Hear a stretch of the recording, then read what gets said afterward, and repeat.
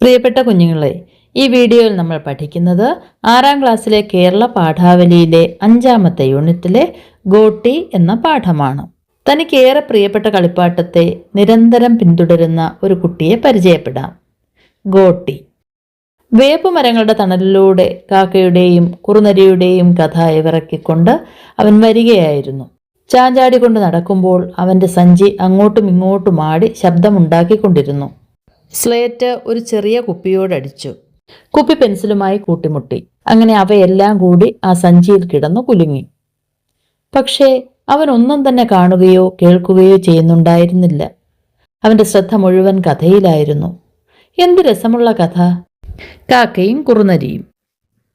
കുറുനരി കാക്കയോട് പറഞ്ഞു, കാക്കേ, ഒരു പാട്ട് പാടൂ. നിന്റെ പാട്ട് കേൾക്കാൻ എനിക്കൊരു കൊതി. കാക്ക പാടാൻ വേണ്ടി വായ തുറന്നപ്പോൾ അപ്പകഷ്ണം വീണുപോയി.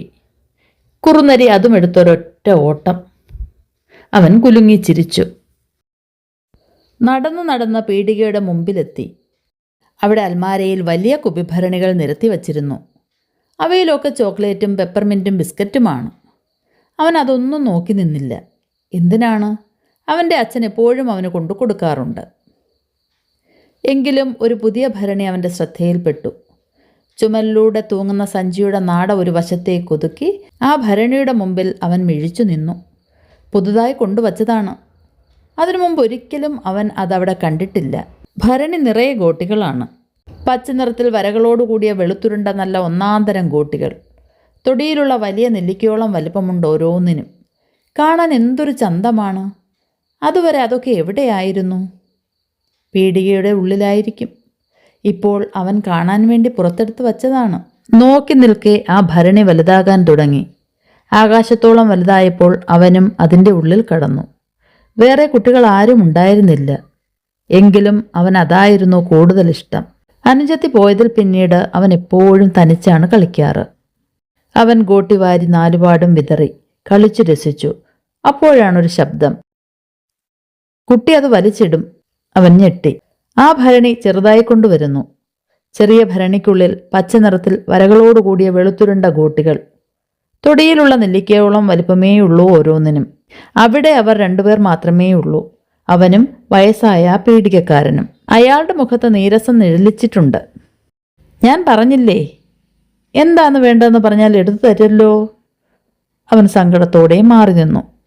ഗോട്ടി വേണോ? അയാൾ ഭരണിയുടെ അടപ്പ് തുറക്കാൻ ആരംഭിച്ചു.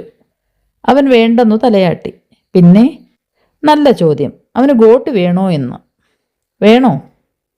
അവന് തന്നെ അറിഞ്ഞുകൂടാ. ഏതായാലും അവനത് തൊട്ടു. ആ ഭരണി തൊട്ടപ്പോൾ ഗോട്ടി തൊട്ടതുപോലെ തന്നെയായിരുന്നു. വേണമെങ്കിൽ അവന് ഗോട്ടി എടുക്കാമായിരുന്നു. എടുത്തിരുന്നുവെങ്കിൽ. സ്കൂളിൽ നിന്ന് മണിയടിക്കുന്നത് കേട്ടപ്പോൾ സഞ്ചി അടുക്കിപ്പിടിച്ചവൻ ഓടി. താമസിച്ചെത്തുന്ന കുട്ടികൾ പിറകിലാണ് ചെന്നിരിക്കേണ്ടത്. അന്ന് ഏറ്റവും താമസിച്ചെത്തിയത് അവനായിരുന്നു. അതിനാൽ അവൻ ഒച്ചയുണ്ടാക്കാതെ പിന്നിലുള്ള ബെഞ്ചിൽ ചെന്നിരുന്നു. എല്ലാവരും അവരവരുടെ സ്ഥാനങ്ങളിൽ തന്നെയുണ്ട്. രാമൻകുട്ടി മുമ്പിലാണ്. എന്നും അവൻ നേരത്തെ വരും. 3ാമത്തെ ബെഞ്ചിൻ്റെ അറ്റത്താണ് മല്ലിക. മല്ലികയുടെ അപ്പുറത്ത് അമ്മുക്കുട്ടി. ജോർജിനെ കാണുന്നില്ല. ജോർജാണ് കുട്ടികളുടെ ഇടയിൽ ഏറ്റവും നന്നായി ഗോട്ടി കളിക്കുക. എത്ര വലിയവനും ജോർജിനോട് കളിച്ചാൽ തോൽക്കും. തോറ്റാൽ വെറുതെ പോകാൻ പാടില്ല. കൈമടക്കി നിലത്ത് വെച്ച് കൊടുക്കണം. അപ്പോൾ ജോർജ് അടിച്ച് കൊട്ടുപൊളിക്കും. ജോർജ് എന്താണ് വരാത്തത്? ഓ, ജോർജിന് പനിയല്ലേ. രാമൻകുട്ടിയാണ് അവനോടത് പറഞ്ഞത്. അവനത് മല്ലികയോടും എല്ലാവരോടും പറഞ്ഞിരുന്നു. ജോർജിന്റെ വീട് അവൻ വരുന്ന വഴിക്കാണ്. ജോർജിന് പനിയാണ്. അപ്പുക്കുട്ടൻ ശ്രദ്ധിക്കുന്നില്ല. മാസ്റ്റർ. അവൻ ബന്ധപ്പെട്ട് പുസ്തകം തുറന്നു മുമ്പിൽ വച്ചു.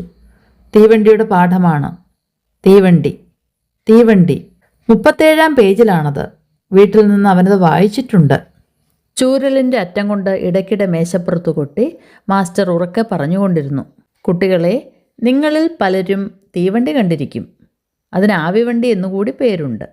കാരണം ആവിയുടെ ശക്തി നിമിത്തമാണ് അതിൻ്റെ യന്ത്രം ചലിക്കുന്നത്. ആവി എന്ന് വെച്ചാൽ നീരാവി. നിങ്ങളുടെ വീട്ടിലെ അടുപ്പിൽ. അപ്പുക്കുട്ടനും ആലോചിച്ചു. തീവണ്ടി, അതവൻ കണ്ടിട്ടുണ്ട്. ചുക് ചുക് ചുക് ചുക്കൂ, അതാണ് തീവണ്ടി. അത് ആവിവണ്ടിയും കൂടിയാണ്. ആവിവണ്ടി എന്ന് വെച്ചാൽ? മാസ്റ്ററുടെ ശബ്ദം അല്പം കുറഞ്ഞു. അയാൾ ഓരോ ഭാഗവും പ്രത്യേകം വിവരിക്കുകയാണ്. വെള്ളം നിറച്ചു വയ്ക്കാൻ ഒരു സ്ഥലമുണ്ട്. ഇംഗ്ലീഷിൽ ഇതിനെ ബോയിലർ എന്ന് പറയും. ഇരുമ്പ് കൊണ്ടുള്ള ഒരു വലിയ പീപ്പയാണത്. ഇരുമ്പ് കൊണ്ടുള്ള ഒരു കുപ്പിഭരണി. അതിൽ നിറയെ പച്ചനിറത്തിൽ വരകളോട് കൂടിയ വെളുത്തുരുണ്ട ഗോട്ടികൾ. തൊടിയിലുള്ള വലിയ നെല്ലിക്കയോളം വലുപ്പമുണ്ട് ഓരോന്നിനും. ജോർജ് സുഖക്കേട് മാറി വന്നാൽ അവനത് ജോർജിനോട് പറയും. അപ്പോൾ അവൻ എന്തൊരു സന്തോഷമായിരിക്കും. അവർ 2 പേർ മാത്രമേ കളിക്കുകയുള്ളൂ. വേറെ ആരെയും കൂട്ടില്ല. ഒരു ചോക്കിൻ കഷ്ണം അവൻ്റെ മുഖത്ത് വന്നുകൊണ്ടു. പരിചയം നിമിത്തം അവൻ പെട്ടെന്ന് എഴുന്നേറ്റ് നിന്നു. മാസ്റ്റർക്ക് ദേഷ്യം വന്നിരിക്കുന്നു. താൻ എന്താ അവിടെ കാട്ടുന്നത്? അവന് ശ്വാസം മുട്ടുന്നത് പോലെ തോന്നി. പറയൂ. അവൻ മിണ്ടാതെ നിന്നു. പറയില്ലേ? അയാൾ അപ്പുക്കുട്ടൻ്റെ അടുത്ത് ചെന്നു.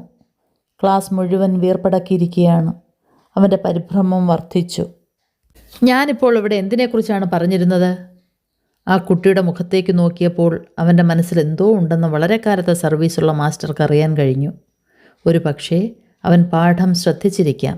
അങ്ങനെയാണെങ്കിൽ മനസ്സിലുള്ള ഉത്തരം പുറത്തു കൊണ്ടുവരാനാണ് അയാൾ ശ്രമിക്കേണ്ടത്. അവിടെയാണ് അയാളുടെ വിജയം. പറഞ്ഞോളൂ, അതുതന്നെ, പേടിക്കേണ്ട. അപ്പുക്കുട്ടൻ്റെ നാക്കിൻ തുമ്പത്ത് ഉത്തരം വന്ന് തങ്ങി നിൽക്കുന്നത് മാസ്റ്റർ കണ്ടു. അവൻ വിറച്ചുകൊണ്ട് പറഞ്ഞു, ഗോട്ടി. ഗോട്ടി? അയാൾ പകച്ചു നിന്നു. ക്ലാസ്സിൽ ഭൂകമ്പമായിരുന്നു. Stand up on the bench. Stand up. മാസ്റ്ററുടെ കണ്ണിൽ നിന്ന് തീപ്പൊരി പറന്നുകൊണ്ടിരുന്നു. അപ്പുക്കുട്ടൻ കരഞ്ഞുകൊണ്ട് ബെഞ്ചിന്മേൽ കയറി. അടുത്ത ക്ലാസ്സിലെ ടീച്ചർ വാതിൽക്കൽ വന്ന് എത്തി നോക്കി. വീണ്ടും കൂട്ടച്ചിരിയുണ്ടായി. എത്ര ശ്രമിച്ചിട്ടും അവന് സങ്കടം അടക്കി നിർത്താൻ കഴിഞ്ഞില്ല. അവൻ വിതുമ്പിക്കരഞ്ഞു. പക്ഷേ കരയും തോറും സങ്കടം വർദ്ധിച്ചു വന്നതേയുള്ളൂ. എല്ലാവരും അവനെ നോക്കി പരിഹസിക്കുകയാണ്. എല്ലാവരും, രാമൻകുട്ടിയും മല്ലികയുമൊക്കെ. ബെഞ്ചിന്മേൽ നിന്നുകൊണ്ട് അവൻ ആലോചിച്ചു. കാണിച്ചു കൊടുക്കാം അവർക്കൊക്കെ. ജോർജ് വരട്ടെ. ജോർജ് വന്നാൽ അവൻ ഗോട്ടി വാങ്ങും. കളിക്കാൻ അവരെ ഒന്നും വിളിക്കില്ല. ആ ഗോട്ടി കണ്ടാൽ അവരൊക്കെ ആശിച്ചു പോകും. അത്ര ചന്തമുള്ള ഗോട്ടികളാണ്. പച്ച നിറത്തിൽ വരകളോടു കൂടിയ വെളുത്തുരുണ്ട ഗോട്ടികൾ. തൊടിയിലുള്ള വലിയ നെല്ലിക്കയോളം വലിപ്പമുണ്ട് ഓരോന്നിനും. അപ്പോൾ ഒരു സംശയം, ഗോട്ടി എങ്ങനെ കിട്ടും? ചോദിച്ചാൽ ആ പീഡികക്കാരൻ കൊടുക്കുമോ? ജോർജിനെയും കൂട്ടി ചോദിച്ചാൽ തരുമോ? അല്ലെങ്കിൽ വല്ലവർക്കും സംശയമുണ്ടെങ്കിൽ ചോദിക്കാം. മാസ്റ്റർ അന്നത്തെ പാഠം മതിയാക്കി. ആർക്കും ഒരു സംശയവുമില്ല. അപ്പുക്കുട്ടൻ്റെ സംശയം തീർന്നിരുന്നില്ല. അവൻ ആലോചിക്കുകയായിരുന്നു. ജോർജിനെയും കൂട്ടിപ്പോയാൽ ചോദിച്ചാൽ തരില്ലേ? അല്ലെങ്കിൽ അതിന് എത്ര പൈസയാകും? വാങ്ങാമെന്ന് വച്ചാൽ? രാമൻകുട്ടി സംശയം ചോദിച്ചു. അമ്മിണി സംശയം ചോദിച്ചു. പലരും ചോദിച്ചു. അപ്പുക്കുട്ടൻ എന്താ ആലോചിക്കുന്നത്? മാസ്റ്റർ: ചോദിച്ചോളൂ, എന്താ സംശയം? കുട്ടികളൊക്കെ തിരിഞ്ഞിരുന്ന് അവൻ്റെ നേരെ നോക്കി. സംശയമില്ല? സംശയമുണ്ടായിരുന്നു. ജോർജിനെയും കൂട്ടിപ്പോയാൽ തരുമോ? അല്ലെങ്കിൽ എത്ര പൈസയാകും? അരയണ കൊടുത്താൽ കിട്ടുമോ? ഒരെണ്ണ കൊടുത്താൽ കിട്ടുമോ? അല്ലെങ്കിൽ എന്താ ആലോചിക്കുന്നത്? പൈസ. എന്ത്? എത്ര പൈസയാകുമെന്ന്? എന്തിന്? അവനൊന്നും പറഞ്ഞില്ല. പച്ച നിറത്തിൽ വരകളോട് കൂടിയ വെളുത്തുരുണ്ട ഗോട്ടികൾ അവൻ്റെ മുമ്പിലൂടെ ഉരുണ്ടുപോയി. മാസ്റ്റർ ചോദിച്ചു, തീവണ്ടിക്കാണോ? അവൻ തലയാട്ടി. വിട്ടേ, തീവണ്ടി വാങ്ങാൻ കിട്ടില്ല. ഇനി കിട്ടിയാൽ തന്നെ നീ എന്തു ചെയ്യും? അവൻ കളിക്കും. ജോർജിൻ്റെ കൂടെ കളിക്കും. തീവണ്ടിയല്ല, ഗോട്ടി. ഒരു കടലാസുമായി പ്യൂൺ വന്നു. മാസ്റ്റർ പറഞ്ഞു, ഫീസ് കൊണ്ടുവന്നവരെല്ലാം പോയി കൊടുത്തോളൂ. അമ്മിണിയും ഐവാനും മുഹമ്മദ് കുഞ്ഞിയും രാജനും മാധവനും ഒഴികെ എല്ലാവരും പോയി. രാജൻ പോകുമ്പോൾ അവനെ പതുക്കെയൊന്നു നുള്ളി. അവൻ കാൽ വലിച്ചു കളഞ്ഞു. അവൻ ഓർത്തു, അവനും ഫീസ് കൊടുക്കണം. അച്ഛൻ അവൻ 1.5 ഉറുപ്പിക കൊടുത്തിട്ടുണ്ട്. അവൻ കീശയിൽ കൈയിട്ടു. 1 ഉറുപ്പികയുടെ ഒരു നോട്ടും 8 അണയും. അവൻ ബെഞ്ചിന്മേൽ നിന്നിറങ്ങി. എവിടേക്ക്? മാസ്റ്റർ. ഗദ്ഗദത്തിൻ്റെ നേർത്ത കുമിളകൾ അവൻ്റെ ഹൃദയത്തിൽ പൊങ്ങി. ഫീസ് കൊടുക്കണം. ഫീസ് കൊടുക്കണ്ട, മാസ്റ്റർ പറഞ്ഞു. അവൻ സംശയിച്ചു നിന്നു. On the bench. അവൻ ബെഞ്ചിന്മേൽ കയറി നിന്ന് കരയാൻ തുടങ്ങി. ഇനി ക്ലാസ്സിൽ ശ്രദ്ധിക്കുമോ? ശ്രദ്ധിക്കും. എന്നാൽ പോയിക്കോളൂ. അവൻ പോയി. ആഫീസ് മുറിയിൽ തിരക്കായിരുന്നു. നിങ്ങൾ ഓരോരുത്തരായി വരും കുട്ടികളെ, ക്ലാർക്ക് പറയുന്നു. ഞാനാ ആദ്യം വന്നത്. ഞാനാ. എൻ്റെ ബാക്കി. ആ ബഹളത്തിൽ നിന്ന് അപ്പുക്കുട്ടൻ മാറി നിന്നു. രാമൻകുട്ടി ഫീസ് അടച്ചു. മല്ലിക ഫീസടച്ചു. അല്പം പേരെ ഇനി ബാക്കിയുള്ളൂ. അവൻ ആലോചിക്കുകയായിരുന്നു. ജോർജിനെയും കൂട്ടി പോയാൽ തരില്ലേ? തരും, ഒരു പക്ഷേ. അല്ലെങ്കിൽ എത്ര പൈസയാകും? അരയണ? ഒരണ? പച്ച നിറത്തിൽ വരകളോട് കൂടിയ വെളുത്തുരുണ്ട ഗോട്ടികൾ. മണിയടിച്ചപ്പോൾ ഫീസ് കൊടുത്തവരും കൊടുക്കാത്തവരുമൊക്കെ അവിടെ നിന്ന് പോയി. ഒരു ഉറക്കത്തിൽ നിന്ന് എഴുന്നേറ്റ് പോകുന്നത് പോലെ അവനും പോയി. എല്ലാവരും ഫീസ് കൊടുത്തുവോ? ക്ലാസ് വിടുന്നതിന് മുമ്പായി മാസ്റ്റർ ചോദിച്ചു. അവൻ എഴുന്നേറ്റില്ല. വൈകുന്നേരം അവിടെയും എവിടെയുമൊക്കെയായി അല്പനേരം ചുറ്റിപ്പറ്റി നിന്നു. നനഞ്ഞ മണ്ണിൽ കുഴി കുഴിച്ചു കുട്ടികൾ ഗോട്ടി കളിക്കുന്നുണ്ടായിരുന്നു. അവൻ അവരുടെ അടുക്കിലേക്ക് പോയില്ല. ഗേറ്റിൻ്റെ അഴി പിടിച്ചുകൊണ്ട് അവൻ നിലത്തിന്മേലേക്ക് നോക്കി. അവിടെ ആ വളവിലാണ് പീടിക. പീടികയിൽ ഒരൽമാര. പുറത്തു നിന്നാൽ മതി, തൊടാൻ കഴിയും. അൽമാരയിൽ കുപ്പിഭരണികളാണ്. അതിൽ ഒരു ഭരണി നിറയെ. സഞ്ചി ചുമലിലൂടെ ഇട്ട് അവൻ ചാഞ്ചാടിക്കൊണ്ട് നടക്കാൻ തുടങ്ങി. പീടിക അടുത്തു വരുന്നു. അവൻ്റെ നടത്തത്തിന് വേഗം കൂടി. ആ അൽമാരയുടെ മുമ്പിൽ അവൻ നിന്നു. പീടികക്കാരൻ ചിരിച്ചു. അയാൾ തന്നെ കാത്തു നിൽക്കുകയായിരുന്നുവെന്ന് അവന് മനസ്സിലായി. അവനും ചിരിച്ചു. ഗോട്ടി വേണം അല്ലേ? അവൻ തലയാട്ടി. അയാൾ ഭരണിയുടെ അടപ്പ് തുറക്കുമ്പോൾ അവൻ ചോദിച്ചു, നല്ല ഗോട്ടിയാണല്ലേ? നല്ല ഒന്നാം തരം ഗോട്ടി. കുട്ടിക്ക് എത്ര ഗോട്ടി വേണം? എത്ര ഗോട്ടി വേണമെന്നോ? എത്ര വേണം? എത്ര? അവൻ കീശയിൽ കൈയിട്ടു. 1 ഉറുപ്പികയും 8 അണയും ഉണ്ട്. അവൻ അതെടുത്തു കാട്ടി. പീടികക്കാരൻ ഞെട്ടി. ഇതിന് മുഴുവനുമോ? മുഴുവനും. അത്ര വലിയ തുകയ്ക്ക് അതിനു മുമ്പ് ഒരു കുട്ടിയും ഗോട്ടി വാങ്ങിയിട്ടില്ല. എന്താ ഇതിൻ്റെ ആവശ്യം? ഒരാവശ്യം. അതെന്താണ്? അത് ഞാൻ പറയൂല. പീടികക്കാരന് മനസ്സിലായി. അയാളും ഒരു കാലത്ത് കുട്ടിയായിരുന്നു. അവൻ്റെ ചങ്ങാതിമാരൊക്കെ ചേർന്ന് വാങ്ങുന്നതാണ്. അവൻ മാത്രം വന്നുവെന്നേയുള്ളൂ. ഗോട്ടി വാങ്ങിയത് ജോർജും അവനും ഒഴികെ വേറെ ഒരു കുട്ടിയും അറിയരുതെന്ന് അവന് നിർബന്ധമുണ്ടായിരുന്നു. ഒരു ദിവസം അവൻ പെട്ടെന്ന് ചോദിക്കും, വരുന്നോ എന്നോട് കളിക്കാൻ? അപ്പോഴേ ആളുകൾ അറിയാൻ പാടുള്ളൂ. കുട്ടിക്ക് കളിക്കാൻ അറിയോ? അയാൾ ചോദിച്ചു. അവൻ അറിഞ്ഞുകൂടായിരുന്നു. പിന്നെ? എന്തൊക്കെ ചോദ്യങ്ങളാണ്! അവൻ്റെ ക്ഷമ നശിച്ചു. അവൻ കൈ നീട്ടി. താ. അയാൾ ചിരിച്ചു. അവനും ചിരിച്ചു. കടലാസിൻ്റെ ആ പൊതി അടുക്കി പിടിച്ച് വേപ്പുമരങ്ങളുടെ നിഴലിലൂടെ അവൻ നടന്നു. അവൻ്റെ കയ്യിലാണിപ്പോൾ ഗോട്ടി. അവൻ്റെ കയ്യിൽ. വേണമെങ്കിൽ പുറത്തെടുക്കാം. അവൻ പൊതി കുലുക്കി നോക്കി. അവൻ ചിരിക്കുന്നുണ്ടായിരുന്നു. പക്ഷേ ആ കുപ്പിഭരണിയോടെ കിട്ടിയിരുന്നുവെങ്കിൽ? അവൻ ആശിച്ചു. കടലാസ് പൊതി നന്നല്ല. ഭരണിയാണെങ്കിൽ വെറുതെ തൊട്ടാൽ മതി. ഗോട്ടി തൊട്ടതുപോലെ തന്നെ തോന്നും. പെട്ടെന്നൊരു സംശയം. എല്ലാറ്റിനുമുണ്ടോ പച്ചനിറത്തിൽ വര? അവൻ കെട്ടഴിച്ചു നോക്കാൻ തീർച്ചപ്പെടുത്തി. സഞ്ചി താഴെ വച്ച് അവൻ പതുക്കെ കടലാസ് പൊതിയുടെ കെട്ടഴിക്കാൻ തുടങ്ങി. പൊതിയഴിഞ്ഞു ഗോട്ടി മുഴുവൻ നിലത്ത് വീണു.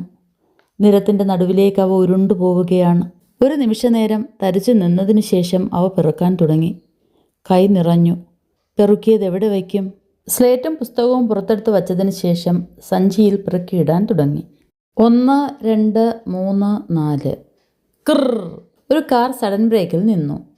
അവൻ അപ്പോഴും ഗോട്ടി പെറുക്കി സഞ്ചിയിലിടുകയായിരുന്നു.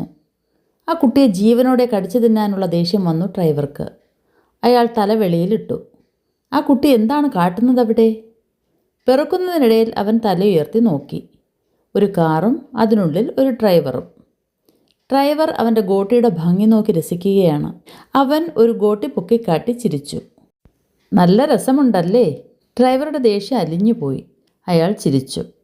സഞ്ചി എടുത്ത് ചുമലിലിട്ടതിനു ശേഷം സ്ലേറ്റും പുസ്തകവും കുപ്പിയും പെൻസിലുമൊക്കെ അടുക്കി പിടിച്ച് അവൻ വീട്ടിലേക്ക് നടന്നു. വൈകുന്നേരത്തെ കാപ്പിയും തയ്യാറാക്കി അവൻ്റെ അമ്മ അവനെ കാത്തു നിൽക്കുന്നുണ്ടായിരുന്നു. പൂമുഖത്തെ ബെഞ്ചിന്മേൽ സ്ലേറ്റും പുസ്തകവും വലിച്ചെറിഞ്ഞ് അവൻ ഓടിച്ചെന്ന് അമ്മയെ കെട്ടിപ്പിടിച്ചു. അവൻ അന്ന് വരാൻ വൈകിയതിൽ അമ്മ പരിഭ്രമിച്ചിരുന്നു. അവൻ സഞ്ചിയുടെ വായ കൂട്ടിപ്പിടിച്ച് കുലുക്കി. ഓ, ഇതെന്തോന്നാ? അമ്മ ചോദിച്ചു. ഞാൻ പറയൂല, അവൻ പറഞ്ഞു. എന്നോട് പറയില്ലേ? പറയും. അമ്മയെ അവന് വലിയ കാര്യമായിരുന്നു. അമ്മ കണ്ണു ചിമ്മണം. അമ്മ കണ്ണു ചിമ്മി. അവൻ എണ്ണി. 1, 2, 3. അമ്മ കണ്ണു തുറന്നു നോക്കി. ഒരു സഞ്ചി നിറയെ ഗോട്ടികൾ. ആ സ്ത്രീ പകച്ചു നിന്നു. എവിടെ നിന്ന് കിട്ടി ഇതൊക്കെ? വാങ്ങിയതല്ലേ? അതിന് പണം? അച്ഛൻ്റെ ഫോട്ടോവിൻ്റെ നേരെ ചൂണ്ടിക്കൊണ്ട് അവൻ പറഞ്ഞു. ഉച്ചയ്ക്ക് തന്നിട്ടില്ലേ? അമ്മ മൂക്കത്ത് കൈവച്ചു. ഫീസ് കൊടുക്കേണ്ട പണം. ആ ഗോട്ടി മുഴുവൻ അവൻ എന്തൊരാവശ്യത്തിനാണ്? ആരുടെ കൂടെയാണ് അവൻ കളിക്കുക? ആ വീട്ടിൽ അവൻ മാത്രമേ ഉള്ളൂ. ഉണ്ടായിരുന്നു അവൻ്റെ ഇളയതായിട്ടൊരു കുട്ടി, അവൻ്റെ കൊച്ചനുജത്തി. പക്ഷേ ആ അമ്മയുടെ കണ്ണുകളിൽ വെള്ളം നിറഞ്ഞു. ഓ അപ്പോ! അവൻ്റെ അമ്മ കരയുന്നു. അവന് മനസ്സിലായില്ല, എന്തിനാണ് അമ്മ കരയുന്നത്? ഗോട്ടി വാങ്ങിയതുകൊണ്ടാണോ? അതായിരിക്കില്ല. പിന്നെ? വയസ്സനായ പീഡികക്കാരനും കാർ ഡ്രൈവറും ചിരിച്ചുകൊണ്ട് അവൻ്റെ മുന്നിൽ വന്നു നിന്നു. അവർക്കൊക്കെ ഇഷ്ടമാണ്. എന്തുകൊണ്ട് അമ്മ ഇഷ്ടപ്പെട്ടില്ല? ഒരുപക്ഷെ നല്ല ഗോട്ടി ആയിരിക്കില്ല. സഞ്ചിയിൽ നിന്ന് നെല്ലിക്ക പോലുള്ള ആ ഗോട്ടികൾ വാരിക്കൊണ്ടവൻ പറഞ്ഞു, ചീത്ത ഗോട്ടിയാണല്ലേ? അല്ല, നല്ല ഗോട്ടി. നല്ല രസമുണ്ട് കാണാനല്ലേ? നല്ല രസമുണ്ട്. അവൻ ചിരിച്ചു. അവൻ്റെ അമ്മയും ചിരിച്ചു. അശ്രുവീണു നനഞ്ഞ അമ്മയുടെ കവിളിൽ അവൻ മുഖമമർത്തി. അവൻ്റെ ഹൃദയത്തിൽ അപ്പോൾ സന്തോഷം വഴിഞ്ഞൊഴുകിയിരുന്നു. ടി പത്മനാഭൻ്റെ തിരഞ്ഞെടുത്ത കഥകൾ എന്ന കൃതിയിലെ കഥ. പഠന പ്രവർത്തനങ്ങൾ നോക്കാം. ആദ്യത്തെ പ്രവർത്തനം, വായിക്കാം പറയാം. താഴെ കൊടുത്ത വാക്യങ്ങൾ കഥയിൽ വരുന്ന സന്ദർഭങ്ങൾ ഏതെല്ലാം സംഘമായി ചർച്ച ചെയ്ത് പറഞ്ഞവതരിപ്പിക്കൂ. മറ്റു സംഘങ്ങൾക്ക് അവർ മനസ്സിലാക്കിയ കാര്യങ്ങൾ കൂട്ടിച്ചേർക്കുകയും ചെയ്യാം. പച്ച നിറത്തിൽ വരകളോടുകൂടിയ വെളുത്തുരുണ്ട ഗോട്ടികൾ അവൻ്റെ മുമ്പിലൂടെ ഉരുണ്ടുപോയി. അധ്യാപകൻ തീവണ്ടിയെക്കുറിച്ച് പഠിപ്പിച്ചു കഴിഞ്ഞ് സംശയമുണ്ടെങ്കിൽ ചോദിക്കാൻ കുട്ടികളോട് ആവശ്യപ്പെട്ടു. എന്നാൽ അപ്പുക്കുട്ടൻ അതൊന്നും ശ്രദ്ധിക്കാതെ ഗോട്ടികളെക്കുറിച്ച് മാത്രം വിചാരിച്ചിരുന്നപ്പോഴാണ് പച്ച നിറത്തിൽ വെളുത്തുരുണ്ട ഗോട്ടികൾ അവൻ്റെ മുമ്പിലൂടെ ഉരുണ്ടുപോയതായി അവന് തോന്നിയത്. അവൻ കൈനീട്ടി. അയാൾ ചിരിച്ചു. അവനും ചിരിച്ചു. അപ്പുക്കുട്ടൻ ഫീസടയ്ക്കാൻ കൊണ്ടുവന്ന 1 റുപ്പിക 8 അണ കൊണ്ട് ഗോട്ടി വാങ്ങി. അപ്പോൾ കടക്കാരൻ ഓരോരോ ചോദ്യങ്ങൾ ചോദിക്കാൻ തുടങ്ങി. ക്ഷമ നശിച്ച അവൻ കൈനീട്ടി ഗോട്ടി ചോദിച്ചു. അപ്പോൾ അയാൾ ചിരിച്ചു. അവനും ചിരിച്ചു. ഡ്രൈവർ അവൻ്റെ ഗോട്ടിയുടെ ഭംഗി നോക്കി രസിക്കുകയാണ്. എല്ലാ ഗോട്ടികളിലും പച്ചനിറമുണ്ടോ എന്ന് നോക്കാനായി അപ്പുക്കുട്ടൻ കടലാസ് പൊതിയുടെ കെട്ടഴിച്ചു. നിലത്ത് വീണ അവൻ നിരത്തിലേക്ക് ഉരുണ്ടുപോയി. പെട്ടെന്ന് ഒരു കാർ സഡൻ ബ്രേക്ക് ഇട്ട് നിന്നു. കാർ ഡ്രൈവർക്ക് വലിയ ദേഷ്യം തോന്നി. എന്നാൽ തൻ്റെ ഗോട്ടിയുടെ ഭംഗി നോക്കി അയാൾ രസിക്കുകയാണ് എന്നാണ് കുട്ടിക്ക് തോന്നിയത്. ഒരു സഞ്ചി നിറയെ ഗോട്ടികൾ. ആ സ്ത്രീ പകച്ചു നിന്നു. വൈകുന്നേരം അപ്പുക്കുട്ടനെ കാത്തു നിൽക്കുകയായിരുന്നു അമ്മ. അപ്പോൾ അവൻ വാങ്ങിക്കൊണ്ടുവന്ന ഗോട്ടികളെ അമ്മയെ സന്തോഷത്തോടെ കാണിച്ചു. ഒരു സഞ്ചി നിറയെ ഗോട്ടികൾ കണ്ട അമ്മ പകച്ചു നിന്നതാണ് ഇവിടെ സൂചിപ്പിക്കുന്നത്. അവൻ ചിരിച്ചു. അവൻ്റെ അമ്മയും ചിരിച്ചു. അപ്പുക്കുട്ടൻ വാങ്ങിക്കൊണ്ടുവന്ന ഗോട്ടി നല്ല ഗോട്ടിയാണെന്നും കാണാൻ നല്ല രസമുണ്ടെന്നും അമ്മ പറഞ്ഞപ്പോൾ അവൻ ചിരിച്ചു. അത് കണ്ട അമ്മയും ചിരിച്ചു. അടുത്ത പ്രവർത്തനം നോക്കാം. സങ്കല്പലോകം. നോക്കി നിൽക്കിയ ഭരണി വലുതാക്കാൻ തുടങ്ങി. ആകാശത്തോളം വലുതായപ്പോൾ അവനും അതിൻ്റെ ഉള്ളിൽ കടന്നു. കഥയിലെ കുട്ടി ഒരു പ്രത്യേക ലോകത്തെത്തുന്നത് വായിച്ചല്ലോ. നിങ്ങളും മനസ്സിലിങ്ങനെ ചില സങ്കല്പലോകങ്ങൾ ഉണ്ടാക്കാറില്ലേ? അത്തരമൊരു യാത്രയെക്കുറിച്ച് എഴുതൂ. ചിത്രങ്ങളും വരച്ചു ചേർക്കാം. മേഘത്തുമ്പിലെ അത്ഭുത ലോകം. ഒരിക്കൽ മിന്നു എന്ന കുട്ടി തൻ്റെ ജനാലയ്ക്കലിരുന്ന് ആകാശത്തേക്ക് നോക്കുകയായിരുന്നു. പെട്ടെന്നാണ് നീല നിറത്തിലുള്ള ഒരു കുഞ്ഞു മേഘം അവളുടെ അടുത്തേക്ക് പറന്നു വന്നത്. അതിന് മഞ്ഞ നിറത്തിലുള്ള ചിറകുകൾ ഉണ്ടായിരുന്നു. മിന്നു, നമുക്കൊരു യാത്ര പോയാലോ? മേഘം ചോദിച്ചു. മിന്നു അത്ഭുതത്തോടെ ആ മേഘത്തിൻ്റെ പുറത്ത് കയറിയിരുന്നു. പഞ്ഞിപോലെ മൃദുവായ ആ മേഘം പതുക്കെ മുകളിലേക്ക് ഉയർന്നു. അവർ ആദ്യം എത്തിയത് മിഠായി കുന്നുകളിലാണ്. അവിടെയുള്ള മരങ്ങളിൽ ഇലകൾക്ക് പകരം പല നിറത്തിലുള്ള മിഠായികളാണ് ഉണ്ടായിരുന്നത്. പുഴയിലൂടെ ഒഴുകുന്നത് തണുത്ത ചോക്ലേറ്റ് പാലായിരുന്നു. മിന്നു ഒരു സ്ട്രോ എടുത്ത് ആ പുഴയിൽ നിന്നും അല്പം കുടിച്ചു. ഹാ, എന്തു രുചി! അവൾ സന്തോഷത്തോടെ കൈയടിച്ചു.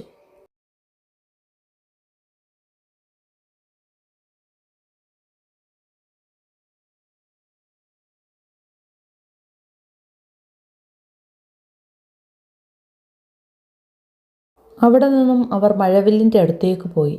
മഴവില്ല് ഒരു വലിയ ഊഞ്ഞാൽ പോലെ ആകാശത്ത് തൂങ്ങിക്കിടക്കുകയായിരുന്നു. മിന്നു മഴവില്ലിൻ്റെ ഓരോ നിറത്തിലും മാറി മാറിയിരുന്നു. പച്ച നിറത്തിലിരുന്നപ്പോൾ അവൾക്ക് കാടിൻ്റെ മണം തോന്നി. മഞ്ഞ നിറത്തിലിരുന്നപ്പോൾ വെയിലിൻ്റെ ചൂട്. സന്ധ്യയായപ്പോൾ മേഘം അവളെ നക്ഷത്രങ്ങളുടെ അടുത്തേക്ക് കൊണ്ടുപോയി.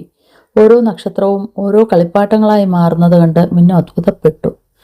മിന്നുന്ന ഒരു കുഞ്ഞു നക്ഷത്രം മിന്നുവിനോട് പറഞ്ഞു, ഭൂമിയിലെ കുട്ടികൾ സ്വപ്നം കാണുമ്പോഴാണ് ഞങ്ങൾ ഇങ്ങനെ തിളങ്ങുന്നത്. രാത്രിയായപ്പോൾ ആ കുഞ്ഞു മേഘം മിന്നുവിനെ തിരികെ അവളുടെ മുറിയിലെത്തിച്ചു. ഇനി നമുക്ക് നാളെ കാണാം എന്ന് പറഞ്ഞ് മേഘം ആകാശത്തേക്ക് മറഞ്ഞു. മിന്നു തൻ്റെ പുതപ്പിനുള്ളിൽ ചുരുണ്ടുകൂടി കിടക്കുമ്പോൾ അവളുടെ കയ്യിലൊരു കുഞ്ഞു നക്ഷത്രത്തിൻ്റെ തിളക്കം ബാക്കിയുണ്ടായിരുന്നു. അതൊരു സ്വപ്നമായിരുന്നോ അതോ സത്യമായിരുന്നോ? മിന്നു പുഞ്ചിരിയോടെ ഉറക്കത്തിലേക്ക് വഴുതി വീണു. അടുത്ത പ്രവർത്തനം നോക്കാം. പ്രയോഗഭംഗി കണ്ടെത്താം. അടുപ്പിൽ നിന്ന് തീപ്പൊരി പറന്നുകൊണ്ടിരുന്നു. മാസ്റ്ററുടെ കണ്ണുകളിൽ നിന്ന് തീപ്പൊരി പറന്നുകൊണ്ടിരുന്നു. തീപ്പൊരി പറന്നുകൊണ്ടിരുന്നു എന്ന പ്രയോഗം 2 വാക്യങ്ങളിലും ഒരേ അർത്ഥമാണോ നൽകുന്നത്? എന്താണ് വ്യത്യാസം? കഥയിൽ നിന്ന് ഇത്തരം പ്രയോഗങ്ങൾ കണ്ടെത്തി അവ ഉപയോഗിച്ച് പുതിയ വാക്യങ്ങൾ എഴുതൂ. 1-ാമത്തെ വാക്യത്തിൽ തീപ്പൊരി പറക്കുന്നതിനെയാണ് സൂചിപ്പിക്കുന്നത്. 2-ാമത്തെ വാക്യത്തിൽ തീപ്പൊരി പറക്കുന്നു എന്നത് കഠിനമായ ദേഷ്യത്തെ സൂചിപ്പിക്കുന്നു. ഡ്രൈവറുടെ ദേഷ്യം അലിഞ്ഞുപോയി. ഐസ് അലിഞ്ഞുപോയി. കഥ അയവിറക്കിക്കൊണ്ട് അവൻ വരികയായിരുന്നു. പശു അയവിറക്കിക്കൊണ്ടിരുന്നു. പദപരിചയം: അയവിറക്കി, ഓർത്തെടുത്തു. പീടിക, കട, കച്ചവട സ്ഥാപനം. നാട, ചരട്. മിഴിച്ചു നിന്നു, കണ്ണു തുറച്ചു നിന്നു. ഗോട്ടി, ഗോലി. നീരസം, മുഷിച്ചിൽ, അനിഷ്ടം. ബന്ധപ്പെട്ട്, തിടുക്കപ്പെട്ട്. വീർപ്പടക്കി, ശ്വാസമടക്കി. വർദ്ധിച്ചു, കൂടി. നിരത്ത്, വഴി. പൂമുഖം, വീടിൻ്റെ മുൻഭാഗം. അശ്രു, കണ്ണുനീർ. ആശിക്കുക, ആഗ്രഹിക്കുക. അണ, ഒരു പഴയ നാണയം. ഗദ്ഗതം, ഇടറിയ വാക്ക്. പകരം പദങ്ങൾ: ആകാശം, വാനം, ഗഗനം, വ്യോമം. അച്ഛൻ, താതൻ, ജനകൻ, പിതാവ്. നെല്ലിക്ക, ധാത്രി, ശിവ, ആമലകീഫലം. ശബ്ദം, നാദം, രവം, നിനദം. ഉറക്കം, നിദ്ര, ശയനം, സുഷുപ്തി. അമ്മ, മാതാവ്, തായ, ജനനി. മുഖം, ആനനം, വദനം, ഹാസ്യം. അശ്രു, ബാഷ്പം, കണ്ണുനീർ, നേത്രാമ്പു.